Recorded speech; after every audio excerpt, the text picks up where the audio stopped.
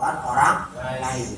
Dan silakan ikhtiar semaksimal mungkin, nyari dunia semaksimal mungkin, asal jangan tinggalin perkara ibadah. Karena fa inna man ahabba syai'an fa huwa abduhu, kata Rasulullah, barang siapa yang sudah mencintai suatu perkara, maka ia akan menjadi hambanya perkara tersebut. Betul. Orang demen sama burung, cinta sama burung, pasti jadi hambanya burung. Buang teleknya segala macam. Buang telek, mandiin burung, ngempanin burung, bener? Nah, orang yang udah cinta sama otomotif pasti akan jadi budak otomotif. Motor lagi bunyi-bunyi di komplek-komplek kan aja. Bau udah kenceng diputar-putar, spakbor udah pos dilirik-lirik. Jok udah dipapas-papas, yang kali ini standar jadi kagak enak. Apapun itu bentuknya, kalau orang udah jadi hambanya, ulah mencintai perkara apapun itu bentuknya, maka orang tersebut akan menjadi anak buahnya.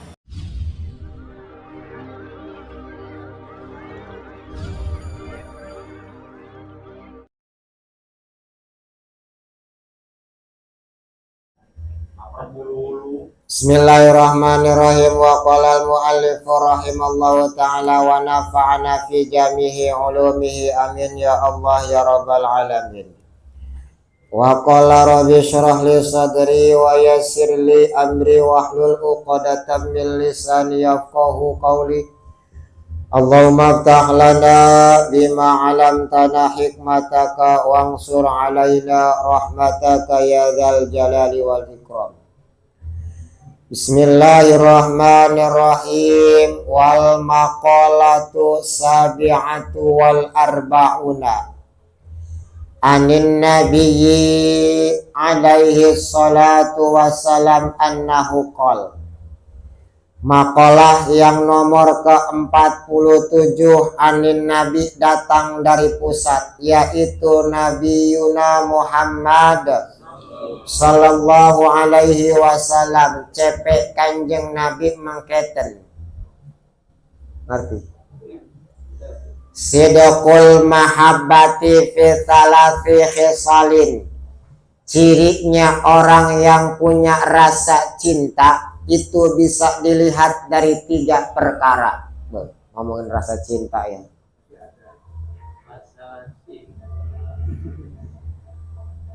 Kalau kata Imam Sufyan Tsauri mah kemarin, barang siapa yang cinta kepada Allah, maka cirinya orang tersebut akan mencintai orang yang disayang sama. Kalau orang cinta sama Allah mah atau sayang orang tersebut, cinta pasti sama kiai ataupun para ulama. Para habaib dia cinta, para kiai dia senang, para ustadz juga senang. Ini mah cinta sama Allah, tapi para ulama dan habaibnya didiskriminasi. Apa bahasanya tidak sendiri? Nggak bisa ngomong saya. Di apa namanya? Apa Mas Atma yang benar ngomongnya? Nah, diskriminasi, bukan nasi padang, bukan ya? Nasi goreng. Diintimidasi dan lain sebagainya. Nah gitu. Jadi jangan sampai itu menurut Imam Sufyan Tsauri, kalau orang cinta sama Allah, cirinya orang tersebut cinta juga sama orang yang disayang sama Allah, cinta sama ulama. Nah, selain daripada itu, menurut Rasulullah Shallallahu Alaihi Wasallam, ciri orang yang punya rasa cinta mah, baik itu sama Allah ataupun sama makhluk yang lain, bisa ada cirinya 3 perkara yang bisa kita cari tahu. Kalau bapak nih dulu ngomongin rasa cinta sama istri bapak, sekarang 3 syarat ini, 3 perkara ini kagak ada, berarti bapak sekarang udah tidak ada rasa cinta sama istrinya masing-masing.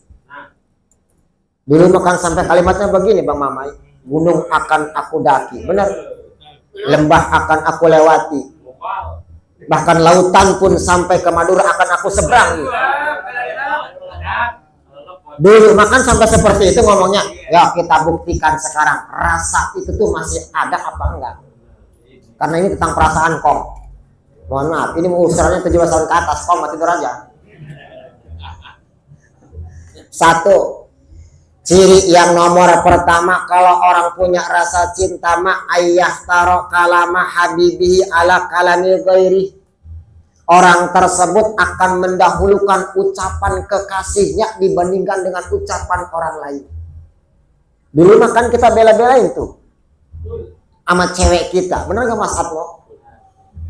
Sayang ada di mana? Masih di tempat kerjaan Mas. Ya udah, atau mohon maaf ini katanya Mas mah nggak bisa ngejemput hari ini. Kalau nggak bisa ngejemput mah ya udah udahan aja. Bener nggak? Atau diusahain. Meskipun kita ada janjian sama Ustadz, dibatalin sama Ustadz. Pasti akan memilih ucapan apa yang disayanginya. Ucapan kekasihnya, kata kekasihnya kan begini. Atau jemputlah Mas. Kalau hari ini nggak dijemput, kemarin juga udah nggak ngejemput, alasan aja katanya. Masa sekarang nggak dijemput lagi? Ya udahlah kita sampai di sini aja. Pasti jangan begitu dong ayang beb. Oke lah kalau begitu Mas jemput hari ini. OTW, Ustaz mah dibatalin mau makan aja siput itu nggak jadi. Ikan kembung. Ya sekarang kita akurin sama bini kita yang sekarang. Dibandingkan dengan dulu kita masa pacaran, kalau seandainya kata disuruh-suruh untuk milih ucapan istri kita, lebih mendulukan yang mana? Jawab jujur Mas Atmo. Pak ada di mana? Di luar, buruan pulang dong. Ntar dulu. Bener gak Mas Atmo? Berarti Mas Atmo sama istrinya tidak udah ada rasa lagi rasa cintanya. Laporin tuh. Nah. Habis kehujanan itu Maji. Astaga. Sahabatnya begini, kalau kita pun ngomongin cinta sama Allah, nah ini ya hikmahnya nih. Kalau sesama manusia saja kita berani ngebela-belain, bener nggak? Punya duit dibelain, nggak punya duit berani ngutang, buat ngebelain ucapan kekasih kita tuh, agar nggak sama orang lain. Ya apalagi dong sama Allah mah. Buktiin dong kalau kita emang cinta sama Allah, ikutin kalam-kalamnya Allah. Kata Allah mah ini haram, berarti jangan dilaksana. Kata Allah ini wajib, berarti kita ikutin ucapan Allah. Ini kita kerja ya segitu.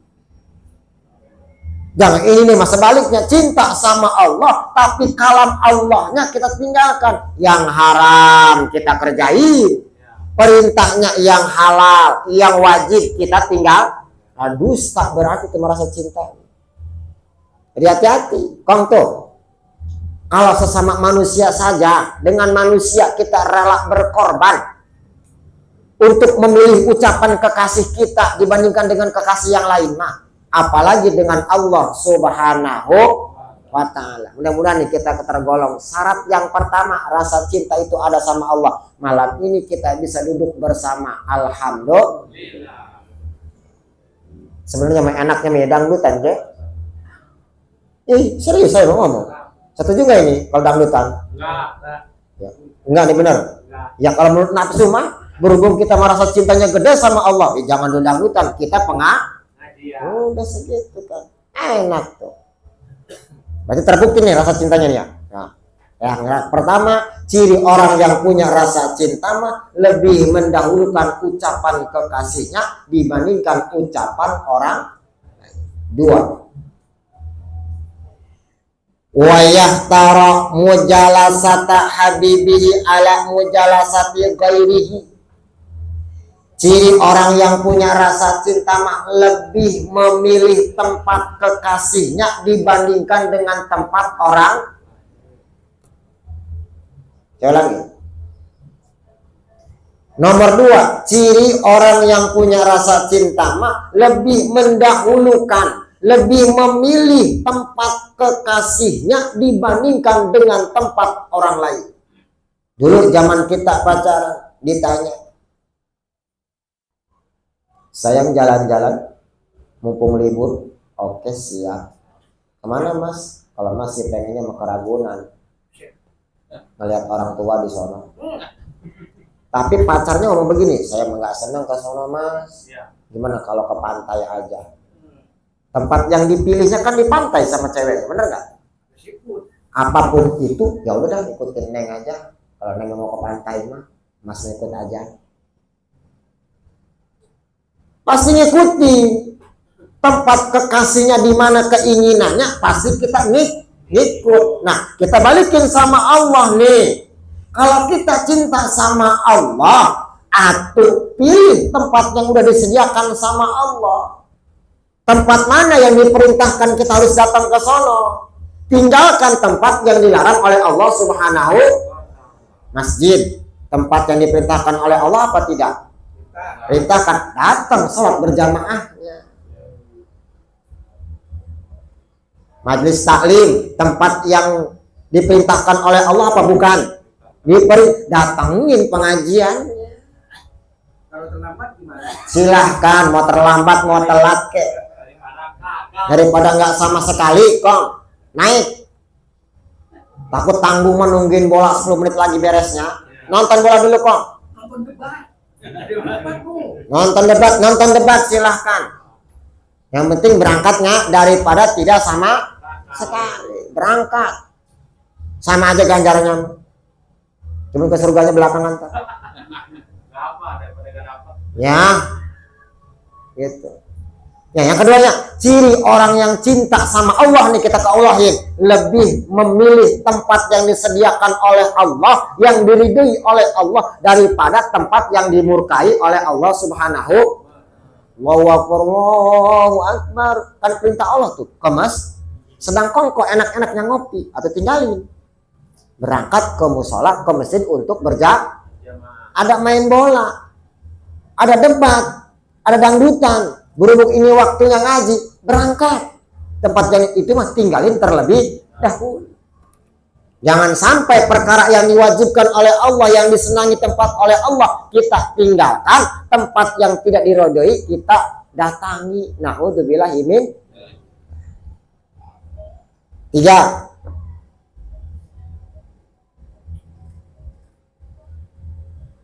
Wa ayyahtara ridha habibihi ala ridha ghairihi. Tuh, yang terakhirnya, ciri orang yang punya rasa cinta mah lebih memilih keridoan kekasihnya dibandingkan keridoan orang.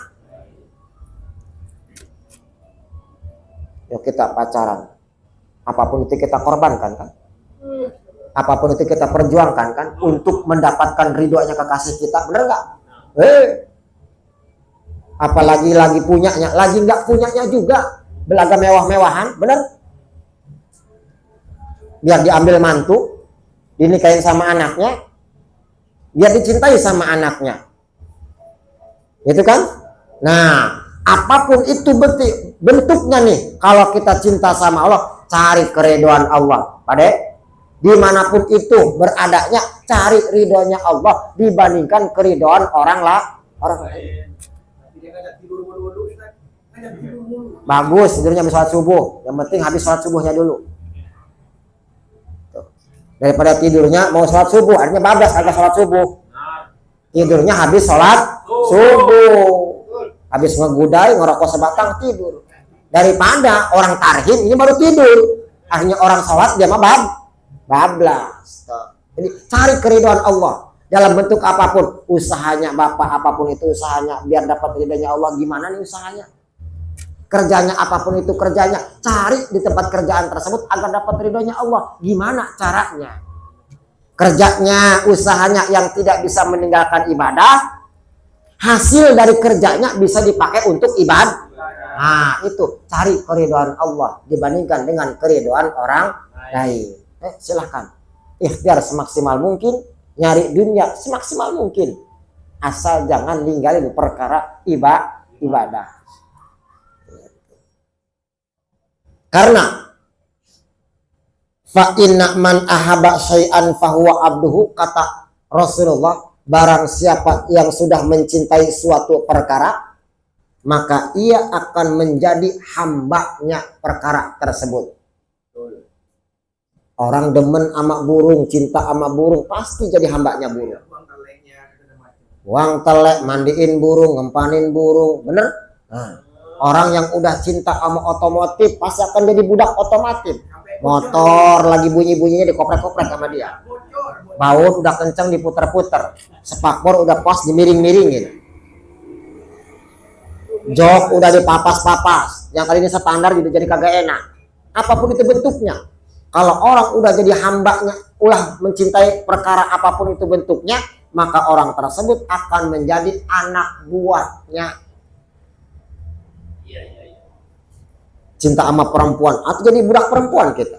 Mas di mana? Di rumah. OTW ini ke sini, saya butuh pertolongan. Datang cusan. Mas saya pinjam duit dong, saya nggak punya duit pakai kontrakan. Berapa dia juga gak ada, ngutang, bayar. Mas pengen beli daster nih, saya belum punya daster, beli. Apapun itu yang udah kita cintai pasti akan jadi hambanya.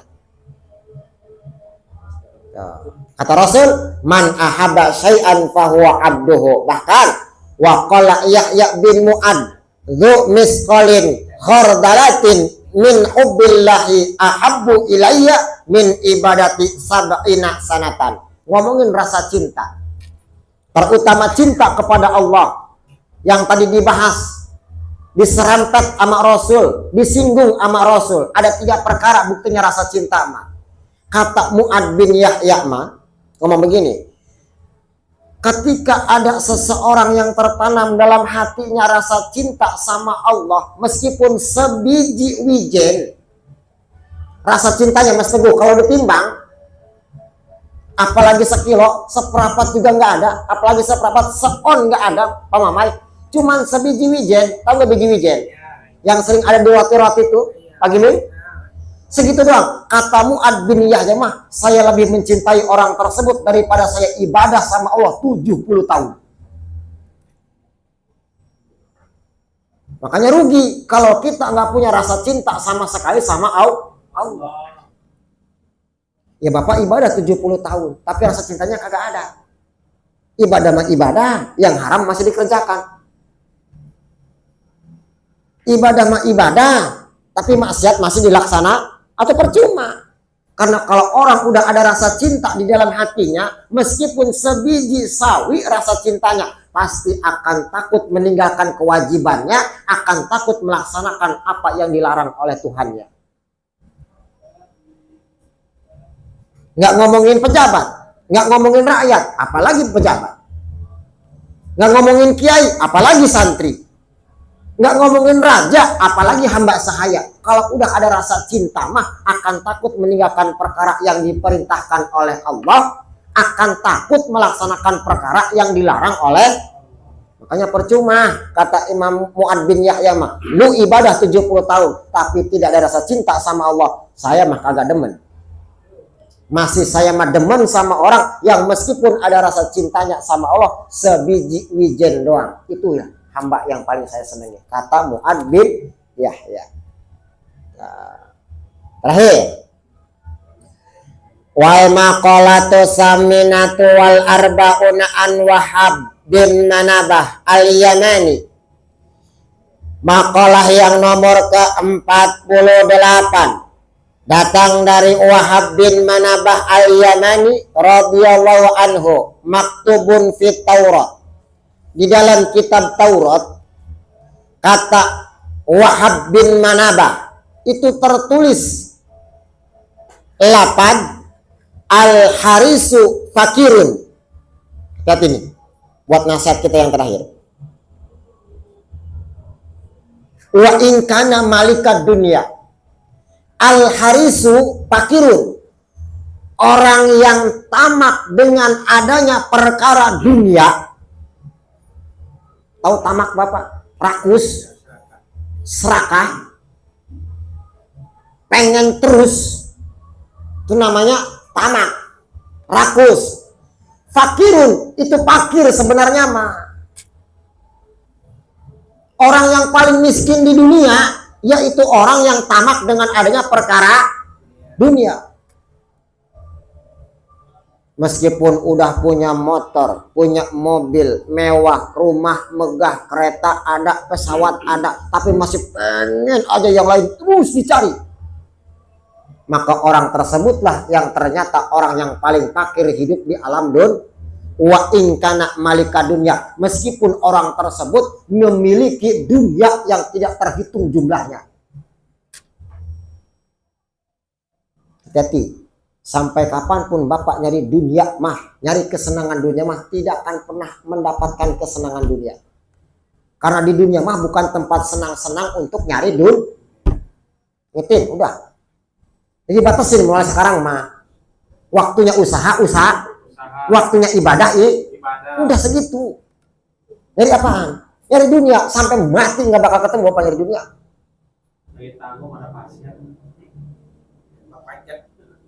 Hati awas nih, saya tekankan nih malam ini nih. Karena sebaliknya orang yang paling miskin di dunia mah yaitu orang yang selalu tamak pengen dapat perkara dunia.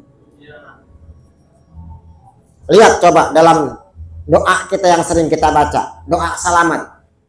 Yang pertama, Allahumma inna nas'aluka salamatan fid. Ya Allah, aku memohon kepadamu, aku meminta kepadamu, selamatkanlah agama saya. Habis itu minta apa? Wa afiatan fil, minta sehatin jasad kita. Wa ziyadatan fil, tambah mah bukan harta, tapi ilmu. Doanya kita jangan salah tuh. Yang tambah, doanya kan begini, ya Allah tambahinlah rezeki saya. Jangan minta tambah bapak pada rezeki mah, tapi minta ilmu yang ditambahin.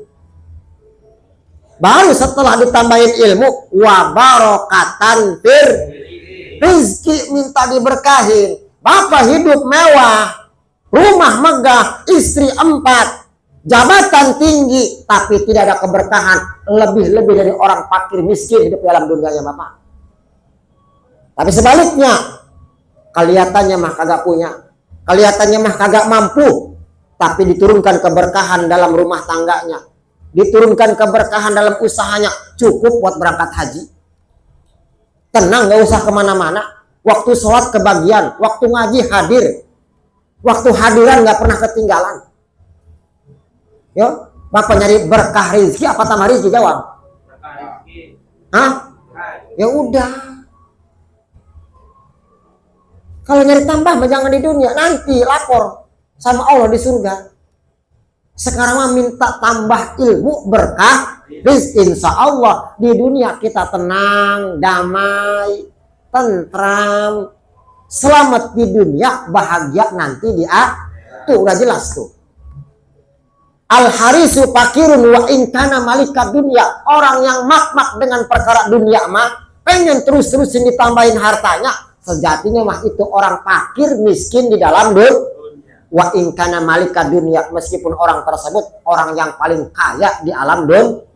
Ayo, kamu ya. Ini yang kagak ngaji kenapa ini?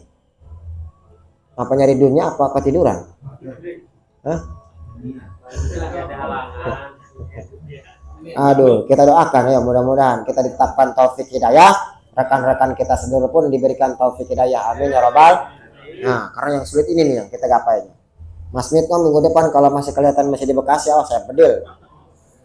Jam 4 udah pulang, udah. Jam 5 udah di rumah santai. Ketemu sama anak, sama istri indohoy. Ngapain? Udah cukup. Insya Allah berkah pada. Ibadah nggak ketinggalan, berjamaahnya nggak pernah kelewat gitu, apalagi sampai bertemu dengan ulama, ngaji ke majelis tak. Nah, informasi kepada yang lain, info saking pusat. Terus wal muti'u lillahi ta'ala mapa'u linnasi wa in kana mamlukan. Dan kata Imam Wahab bin Manabah dalam kitab Taurat tersebut tertulis lafaz muti'un lillah, al muti'u lillahi ta'ala mufa'un linnasi. Orang yang nurut manut sama Allah mah akan diikutin sama manusia. Saya ulangi. Kalau Bapak kurang percaya, silahkan Bapak survei di tempat masing-masing, di daerah masing-masing. Kalian baca begini. Orang yang sudah manut, nurut, ngikut sama Allah mah manusia akan ditundukkan kepada orang tersebut.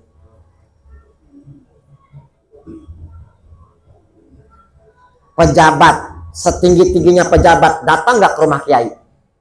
Jawab. Apalagi pas RT doang mah. Nih model pemilihan begini, datang ke rumah kiai, mohon kiai, manut, jawara. Datang nggak ke rumah kiai? supir mobil Grab datang nggak ke rumah Kiai? Alatnya belum. Tadi katanya alhamdulillah orderan Pak Ade sekarang banyak. Alhamdulillah mobil udah kesetoran. Tapi gimana caranya? Pengen bini 2. Kan minta ke rumah Kiai, nurut ke Kiai itu begini Pak Ade caranya. Baca ini, nurut. Apapun itu perkara dunia, kalau orang tersebut udah tunduk sama Allah, perkara dunia akan ditundukkan kepada orang tersebut. Kayak bedanya begini, Mas Atmo yang sering nemuin anjing galak, mah. Kalau Bapak main ke PIK, Pantai Indah Kapuk, ke perumahannya itu, ke rumah-rumah orang kaya di sana, kan ada anjing galaknya ya?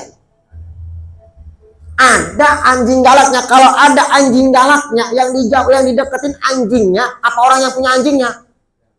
Yang punya anjingnya deketin, jangan digalakin. Kalau yang punya anjingnya kita akrab, kita kenal, segalak-galak anjingnya nggak bakal ngegigit kita. Begitupun dengan perkara dunia, seluruh makhluk ini akan ditundukkan sama kita kalau kitanya sudah tunduk sama Allah. Pantesan kita mau orderan PO-nya macet mulu. Si Cina kulupnya kagak mau angkat tangan sama kita ya karena kitanya kurang tunduk sama Allah Subhanahu. Usaha bukannya lancar malah mundur. Ayo, mau gimana lagi? Direm bukannya ngerem malah lolos. Ayo. Nah, berarti kesini begini. Kalau selama ini ada problematika dunia yang kurang berkenan dalam kehidupan kita, ya itu cirinya. Catatnya begini. Deketin Allahnya, rayu Allahnya, tundukin diri kita kepada Allah Subhanahu.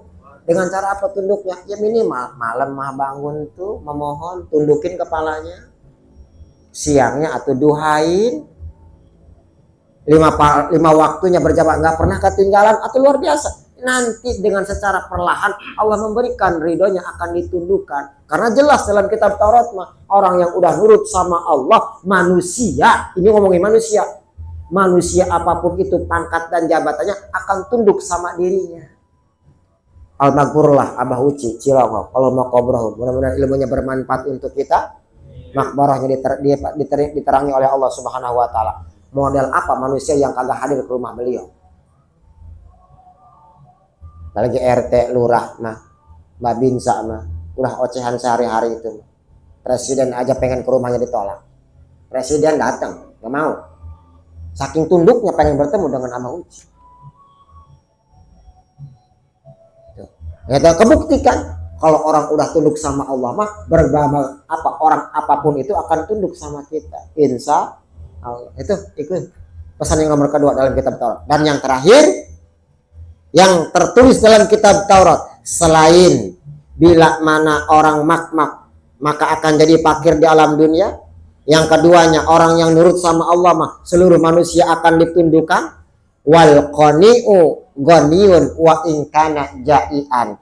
Orang yang nerima pandumnya Allah Ta'ala, qanaah, nerima apa adanya yang sudah diberikan sama Allah, maka ghaniyun, hidupnya akan diberikan kekayaan oleh Allah, hidupnya akan merasa damai hatinya kepada Allah. Wa in kana ja'ian, meskipun orang tersebut dalam kondisi kelaparan.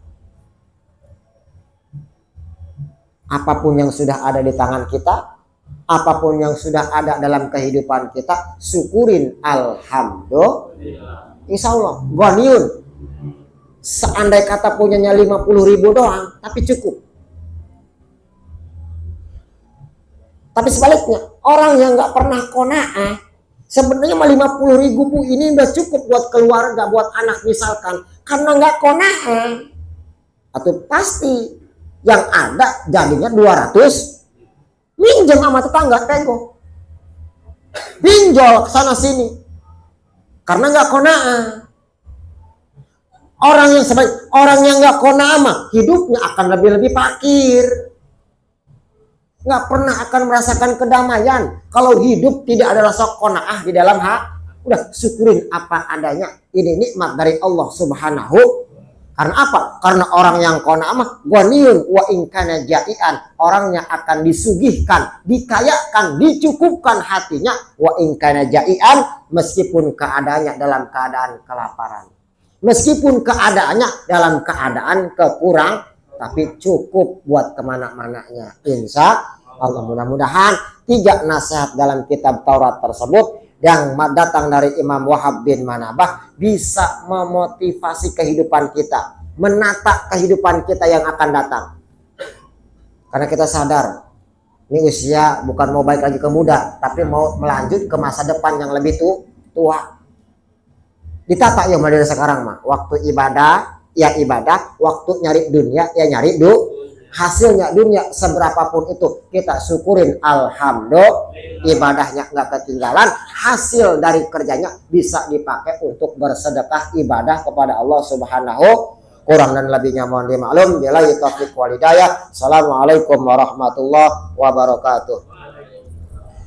Ilahi rasulil firdausi ahla wala aqwa ala nari jahimi famri tawbatan wa ghafir dunubi fa innaka ghafiru dzambil azimi.